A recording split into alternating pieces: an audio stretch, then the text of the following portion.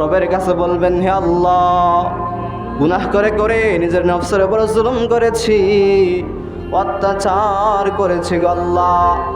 আজকে গুনাহ করে, অপরাধ করে আমরা লজ্জিত, আমরা আর গুনাহ করতে চাই না। হে আল্লাহ, আজকে তোমার সামনে তাওবা করলাম, তোমার কাছে তাওবা করলাম, তোমার কাছে ক্ষমা প্রার্থনা করলাম, আর জীবনে গুনাহ করব না গো আল্লাহ। তুমি যদি আমাদেরকে আজকে ক্ষমা করে না দাও, লানাকুনান্না মিনাল খাসিরিন। হায় আল্লাহ, তুমি যদি আমাদেরকে ক্ষমা করে না দাও, তাহলে আমরা ক্ষতিগ্রস্ত হয়ে যাব, ধ্বংস হয়ে যাব। কি হয়ে যাব? ধ্বংস হয়ে যাব। আল্লাহ তাআলার কাছে এইভাবে ক্ষমা প্রার্থনা করবেন,